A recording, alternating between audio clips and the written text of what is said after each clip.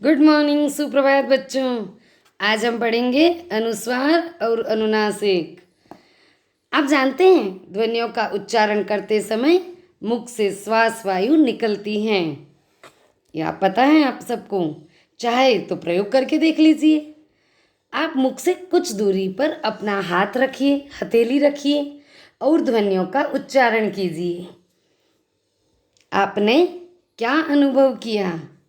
हाँ, मुख से निकलती हुई वायु का अनुभव किया। आपको अपनी हथेली पर वायु का दबाव महसूस हुआ। कुछ ध्वनियों में अधिक श्वास वायु निकलती हैं और कुछ ध्वनियों में कम श्वास वायु निकलती हैं, है ना। जैसे आपने बोला क, तो आपने महसूस किया कि वायु कम निकली है, जबकि आप ख का उच्चारण कीजिए तो अधिक श्वास वायु का अनुभव होगा। क ख, आपको दोनों में अंतर समझ आया होगा। तो ये स्पष्ट हुआ कि कुछ ध्वनियों में श्वास वायु अधिक निकलती हैं तो कुछ में कम निकलती हैं। कुछ ध्वनियों में जो निकलने वाली श्वास वायु हैं वह मुख की अपेक्षा नाक से निकलती हैं। कुछ में मुख और नाक दोनों से यह श्वास वायु निकलती हैं, है ना। कुछ ध्वनियों में केवल नाक से ही श्वास वायु निकलती हैं। ठीक है, आपको ये बात समझ में आई होगी। तो अब हम आगे बढ़ते हैं। स्पष्ट हुआ है आपको? जिन ध्वनियों का उच्चारण करते समय नाक से श्वास वायु निकले उसे हम नासिक्य व्यंजन कहते हैं, है ना। केवल नाक से वायु निकलती हैं उसे हम नासिक्य व्यंजन कहते हैं। अनुस्वार एक नासिक्य व्यंजन है। अनुस्वार क्या है भाई? एक नासिक्य व्यंजन है। नासिक्य व्यंजन का उच्चारण केवल नाक से ही होता है।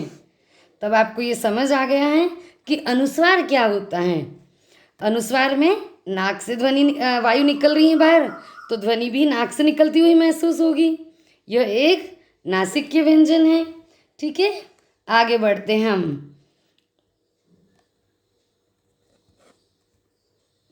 प्रयोग करके देखेंगे।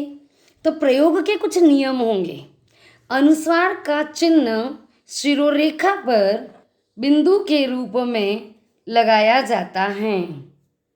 किस रूप में? बिंदु के रूप में, है ना। बिंदु के रूप में लगता है। बिंदु कहाँ लगता है? शिरोरेखा पर लगता है। ठीक है। दूसरा, अनुस्वार का स्वतंत्र उच्चारण नहीं होता है, अर्थात केवल अनुस्वार से कोई शब्द प्रारंभ नहीं होता है। आपको स्पष्ट हुआ है? इसका प्रयोग स्वर के बाद में ही होता है। अनुस्वार का प्रयोग स्वर लगाने के बाद होगा। जैसे हमें लिखना है कंचन, क के ऊपर अनुस्वार लगाया हमने, तो क में अ स्वर सम्मिलित हैं और जो अनुस्वार आया है वह उसी अ पर आया है।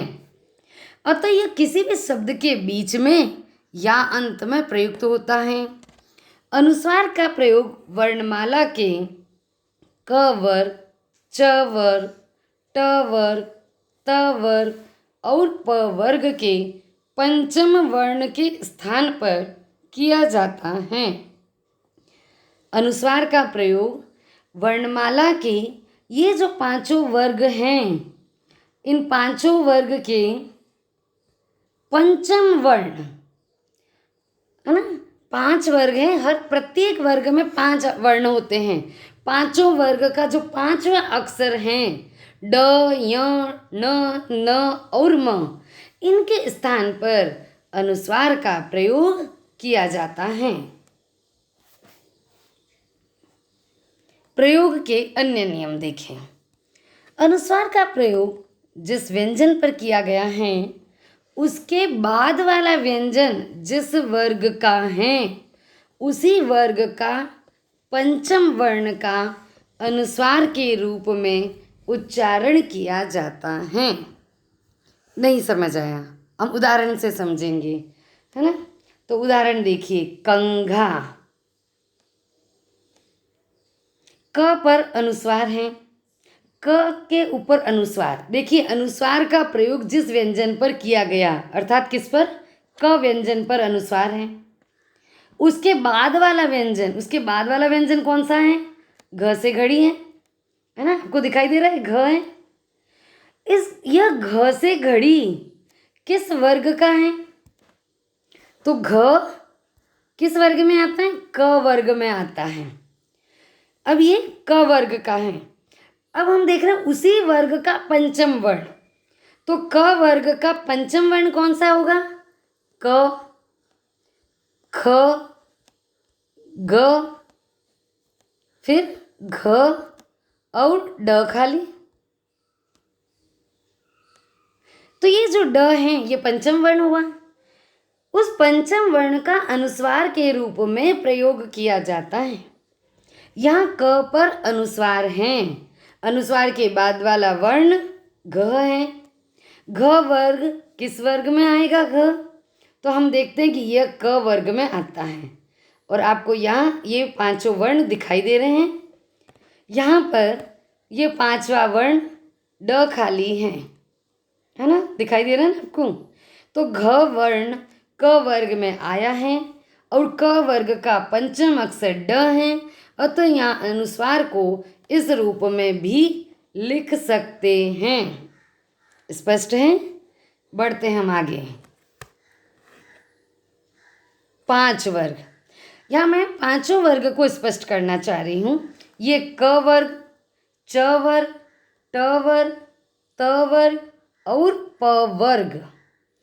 क वर्ग का पंचम अक्षर ड खाली, च वर्ग का पंचम अक्षर य खाली, ट वर्ग का पंचम अक्षर न खाली, त वर्ग का पंचम अक्षर न से नल और प वर्ग का पंचम अक्षर म। अर्थात ये पांचों इस तरह, इन पांचों को हम पंचम वर्ण कहते हैं और अनुस्वार इन्हीं के स्थान पर प्रयुक्त होता है। लेकिन याद रखें, मानक हिंदी भाषा में अनुस्वार को ही मान्यता दी गई है। अब हम अनुस्वार के स्थान पर यह नहीं लिखते हैं, अर्थात मैंने यहाँ पर लिखा कंघा, तो मानक हिंदी में इसी वर्ण को, मानक हिंदी में इस अनुस्वार को ही राइट कहा गया है, सही कहा गया है। इस तरह यदि हम इसे अलग अलग करके लिखेंगे तो मानक भाषा में, मानक हिंदी में इसे अशुद्ध माना गया है, अस्वीकार किया है, तो हम अनुस्वार का प्रयोग ही करते हैं। लेकिन हमें ये पता होना चाहिए कि अनुस्वार किसके स्थान पर आया है।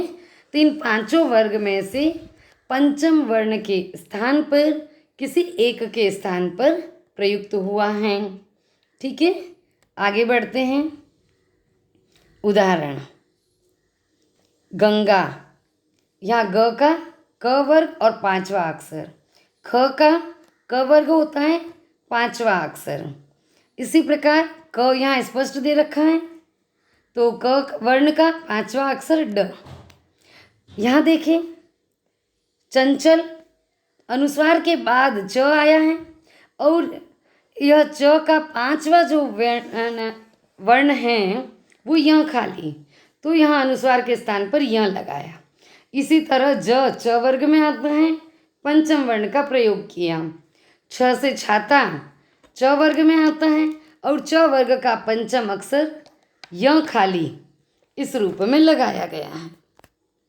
इसी तरह घंटी, डंडा, है ना, कंठ, इन सब में आप देखेंगे कि ट, ड और ठ अनुस्वार के बाद आए हैं और ये सभी ट वर्ग के अंतर्गत आते हैं। ट वर्ग का पांचवा अक्षर न खाली होता है, अतः अनुस्वार के स्थान पर यहाँ न का प्रयोग किया गया है। आपको ये समझ में आ रहा है बेटा? अच्छी बात है। और समझते हैं, आगे बढ़ते हैं। दंत, पंथ, हिंदी, है ना, यहाँ देखिए पंथ पर अनुस्वार नहीं लगाए, लगाए हम इसे हैं, ठीक है।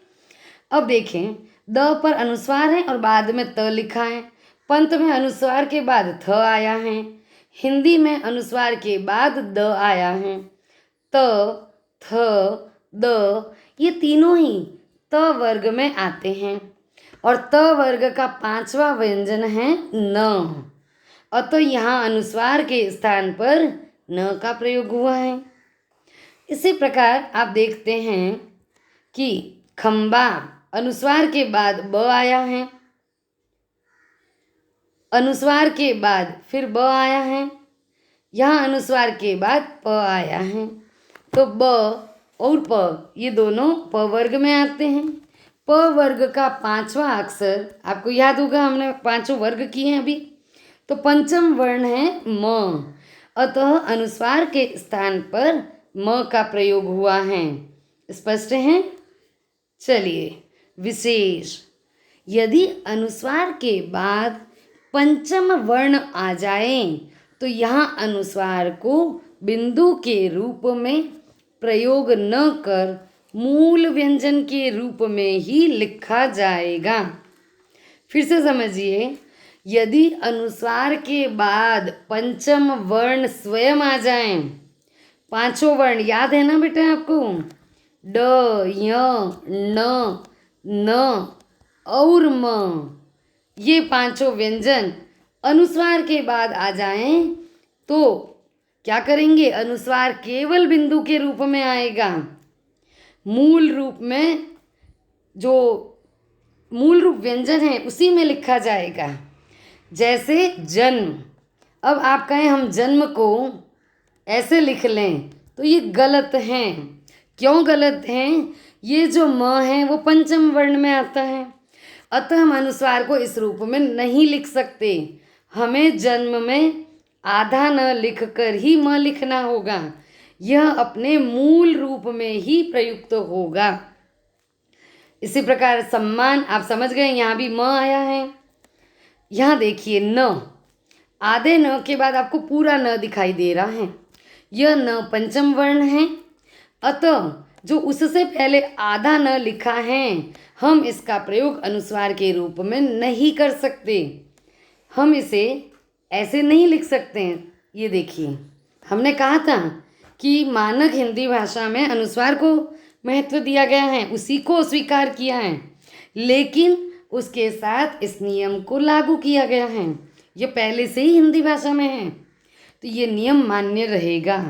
हम यहाँ अनुस्वार का प्रयोग नहीं कर सकते। दूसरी विशेष बिंदु को समझें, उसमें व्यंजनों से पहले अनुस्वार हैं तब वह अनुस्वार बिंदु के रूप में ही प्रयुक्त होगा। उसमें व्यंजन कौन से होते हैं भाई? हाँ, तीनों प्रकार के स, श, श और ह, ये उसमें व्यंजन है। यहाँ आपको दिखाई दे रहा है श, स और यहाँ पर भी स। तो यहाँ उसमें व्यंजन से पहले वाले व्यंजन पर अनुस्वार लगा हुआ है, तो ये अनुस्वार अपने मूल रूप अर्थात अनुस्वार में ही रहेगा। मतलब यदि मैं इस वंश शब्द को इस तरह लिख दूं वंश, तो ये गलत माना जाएगा। ऐसा क्यों?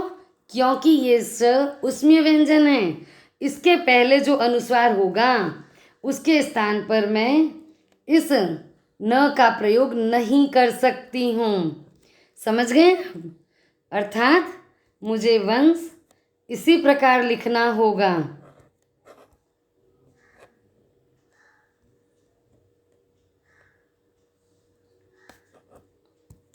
कैसे कैसे लिखेंगे हम वंश?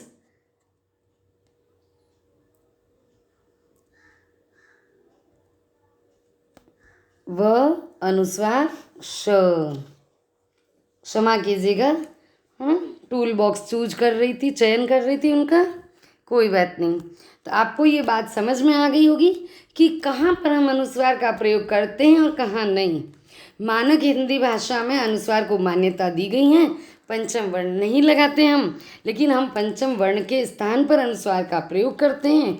ये बिंदु सदैव याद रखना है और इन विशेष तथ्यों को याद रखना है। तीसरा बिंदु समझें।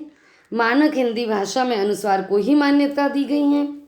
पंचम अक्षर का प्रयोग न कर अनुस्वार ही लिखा जाता है, उसे ही शुद्ध रूप में माना जाता है। जैसे पंखा, हिंसा, मयंक, संताप, प्रशांत, हिंदी, संसार आदि, है ना। अब हिंदी शब्द को समझे जरा। हिंदी ये भी सही है और मानक हिंदी में इसे भी स्वीकार किया। देखिए मैं वापस लिखती हूँ, है ना। हिंदी अनुस्वार तो ये भी सही है और इसे भी स्वीकार किया गया है। यह मानक रूप है। ठीक है, अब हम बढ़ते हैं अनुनासिक की ओर। इसका चिन्ह क्या होता है? इसका चिन्ह होता है चंद्र बिंदु। क्या चिन्ह है भाई? चंद्र बिंदु। कैसे लगाते हैं? इस तरह से। इन ध्वनियों का उच्चारण करते समय श्वास वायु मुख और नाक दोनों से निकलती हैं, जबकि अनुस्वार का अंतर्गत वायु केवल नाक से ही निकलती थी, परंतु अनुनासिक में वायु मुख और नाक दोनों से निकलती हैं। मुख से अधिक और नाक से कम, है ना। नाक से बहुत कम और मुख से अधिक, दोनों से श्वास वायु बाहर आती हैं। ध्वनि का उच्चारण मुख के साथ साथ नाक से भी होता है। उदाहरणों से समझने का प्रयास करते हैं। आंसू, आँख। हम ये नहीं बोल रहे हैं आंसू, है ना, अनुस्वार नहीं है, अनुनासिक है। आंसू, आँख, हंसना। देखिए एक होता है हंस, हम इसका उच्चारण किस प्रकार कर रहे हैं? हंस, यह एक पक्षी है। और हंसना यह एक क्रिया है। चांद, बांस, आंधी ये अनुनासिक शब्द हैं। यहाँ चंद्र बिंदु हैं। मुख और नाक दोनों से श्वास वायु बाहर निकलती हैं। नियम समझते हैं किसके? अनुनासिक के। जिन व्यंजनों पर स्वर की मात्रा लगी हो, अर्थात शिरोरेखा के ऊपर, अनुनासिक लिखने के लिए उसका नियम समझा रही हूँ कि जिन व्यंजनों पर स्वर की मात्रा लगी हो शिरोरेखा के ऊपर और वहाँ स्थान की कमी हो जाती है, तब हम वहाँ क्या करते हैं? चंद्र बिंदु के स्थान पर क्या लगाते हैं? केवल बिंदु प्रयोग में लेते हैं। जैसे समझिए, मैं, हम स्वयं के लिए जिस सर्वनाम शब्द का प्रयोग कर रहे हैं मैं, तो एक्चुअल में यानी वास्तविकता में मैं क्या है? अनुनासिक है। पर यहाँ मात्राएं आ गई है स्वर की। अब हमारे पास स्थान की कमी है, अगर हम चंद्र बिंदु लगाएंगे तो कितना बाहर चला जाएगा, ये संभव नहीं है। अतः हम केवल बिंदु लगा रहे हैं। इसी प्रकार मैं, क्योंकि ऐसे अनेक सारे शब्द हैं जिसमें स्थान अभाव हो जाता है, मात्राएं आ जाती है स्वर की और अनुनासिक उच्चारण होता है, तो वहाँ हम चंद्र बिंदु के स्थान पर केवल बिंदु लगाते हैं। अनुस्वार और अनुनासिक इन दोनों में अंतर होता है, बहुत अंतर होता है। हमें इस अंतर को समझना है। अमूमन बच्चे यहाँ गलती कर जाते हैं, कहीं अनुस्वार लगा देते हैं, कहीं अनुनासिक। अनुनासिक के स्थान पर अनुस्वार का प्रयोग करते हैं, अनुस्वार के स्थान पर अनुनासिक लगा देते हैं और शब्द का अर्थ ही बदल जाता है। जैसे मैंने अभी बताया, हंस और हंस एक पक्षी का नाम है और दूसरा क्रिया है। तो अनुस्वार एक व्यंजन है जो पंचम वर्ण के स्थान पर आ रहे हैं, जबकि अनुनासिक स्वर हैं। अनुस्वार में जो श्वास वायु निकलती हैं वो नासिका से निकल रही हैं, जबकि अनुस्वार की बात कर रही हूँ कि यहाँ नासिका से वायु निकल रही हैं, जबकि अनुनासिक में श्वास वायु मुंह और नाक दोनों से बाहर निकलती हैं। स्पष्ट हुआ? उचित स्थान पर अनुस्वार और अनुनासिक का प्रयोग कीजिए। तो आइए हम देखते हैं कहाँ पर क्या प्रयोग हो सकता है। अंकुर, गुंज, दांत, साय, रंग, बांसुरी, बांध। अब मेरे उच्चारण पर ध्यान दीजिए और प्रयोग करके देखें। ऊंट, गूंगा, चंदन, कंगाल, कंचन, अंधेरा, शंकर, कंगन, मंगल, मुंह, पाँच, वहाँ, कुआं। मैंने ये आपको एक मंजूषा बना दी है ना। आप इस मंजूषा के शब्दों को अनुस्वार और अनुनासिक 2 कॉलम में अलग अलग लिखिए। एक कॉलम बनाइए अनुस्वार का और दूसरा कॉलम बनाइए अनुनासिक का। फिर कहाँ पर अनुस्वार आएगा और कहाँ अनुनासिक आएगा, सही स्थान पर उसका प्रयोग कीजिए। और अगर आपका उत्तर सही है या नहीं है इसकी जांच कीजिए। तो जांच के लिए भी मैं उत्तर इसी वीडियो में डाल रही हूँ। आप उसे देखिए और समझिए कि आपने इस वीडियो को देखकर कितना समझा है। यदि नहीं समझ आया तो वीडियो को दोबारा देखिए। वीडियो को देखिए, सब्सक्राइब कीजिए, लाइक कीजिए, अपने व्यूज़ बताइए और कमेंट बॉक्स में कमेंट लिख कर दीजिए। धन्यवाद, थैंक यू। आपका दिन मंगलमय हो।